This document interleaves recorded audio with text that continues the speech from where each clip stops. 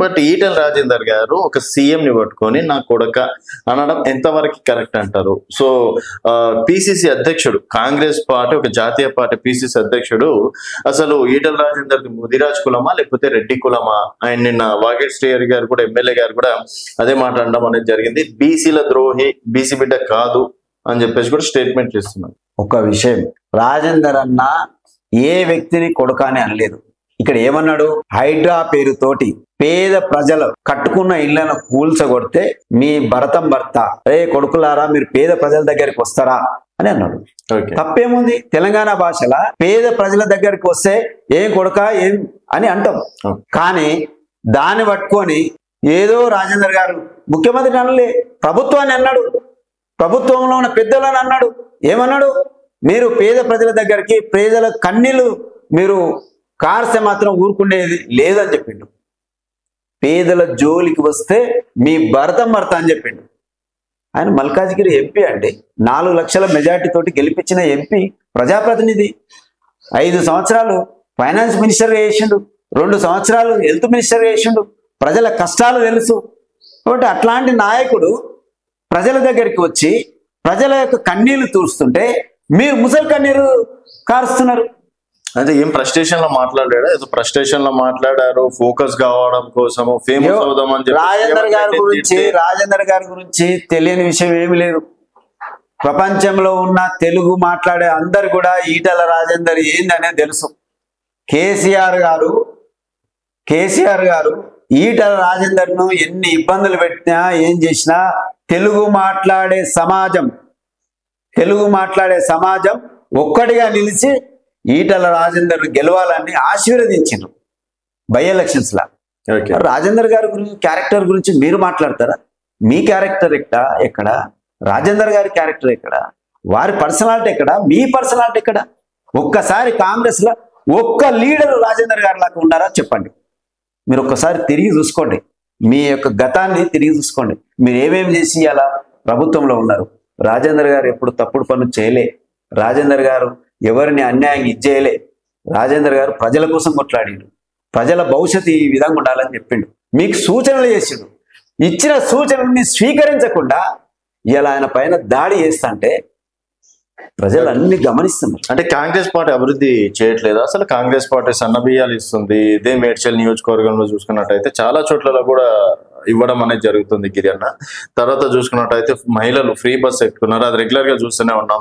తర్వాత మీరు అన్నట్టు 2 లక్షలు రుణమాఫీ చేయడం కావచ్చు, రైతు భరోసా ఇవ్వడం కావచ్చు, 500 రూపాయలు బోనస్లు కావచ్చు, ప్రతి ఒక్కటి చేసుకుంటుంది. బీజేపీలో కనిపించట్లేదు అనుకుంటే ఈటెల రాజేందర్ గారికి కనిపిస్తలేదేమో అని అంటున్నారు. ఈటెల రాజేందర్ గారు ఎప్పుడు కూడా ఈ ఏదైతే పథకాలు ఉన్నావో పథకాలకు వాళ్ళు ఎప్పుడు కూడా అడ్డం కాదు.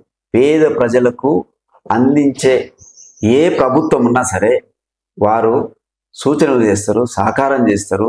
ఇట్లా కాదు ఇట్లా అని చెప్తారు. కానీ నువ్వే ముఖ్యమంత్రి బయటికి వచ్చి నన్ను ఓసిన రూపాయి వెళ్ళదు అంటున్నావు. నన్ను ఓసిన రూపాయలు ప్రపంచంలో, ఈ దేశంలో ఎవరైనా ఒక ముఖ్యమంత్రి వచ్చి నన్ను ఓసినా కూడా ఏమి వెళ్ళవని చెప్పిన రోజులున్నాయా? ఉందా ఎక్కడన్నా? ఒక్కరిని చూపించండి. స్వాతంత్రం వచ్చి 75 సంవత్సరాలు దాటింది కదా, ఏ ఒక్క ముఖ్యమంత్రి అన్నా ఇలాంటి స్టేట్మెంట్ ఇచ్చిండా? నిజాయితీగా మాట్లాడిందని అనుకోవచ్చు.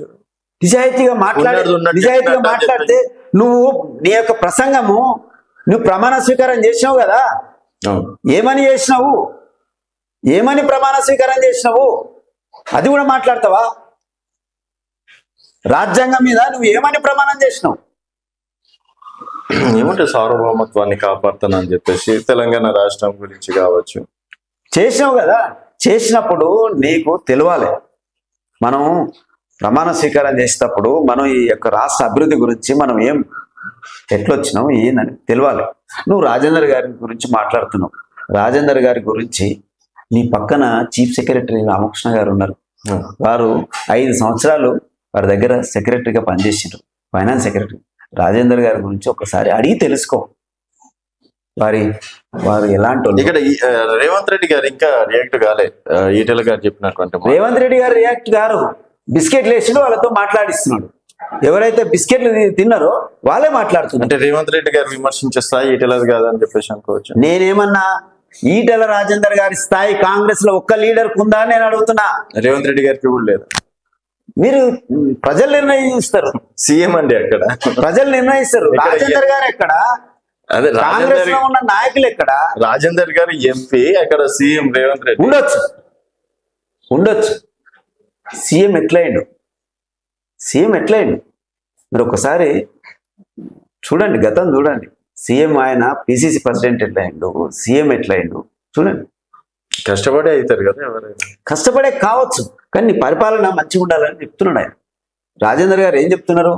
నువ్వు ఇంతకుముందు మంత్రిగా పనిచేయలేదు, నేను మంత్రిగా పనిచేసిన, నాకు అనుభవం ఉంది, నేను ఫైనాన్స్ మినిస్టర్గా పనిచేసిన, ఇది కాదు ఫైనాన్స్ సిస్టమ్, దీన్ని ఇట్లా చేస్తే పథకాలు పేదలకు అందియొచ్చు అని ఆయన సూచనలు చేస్తున్నాడు. మీరు ఇంతకుముందు అయితే మంత్రిగా పనిచేయలే కదా, ఈ మంత్రి అనుభవం ఉన్న మంత్రి మీకు చెప్తున్నాడు, స్వీకరించండి, మంచిదాన్ని స్వీకరించండి. మీరు ఏదన్నా వారు అదే అంటారు కదండి, పదే పదే ఎవరు వచ్చినా నాకు చెప్తే నేను స్వీకరిస్తాను అని చెప్పేసి చాలా సందర్భాల్లో చాలా వేదికల మీద చెప్పిండు కదా.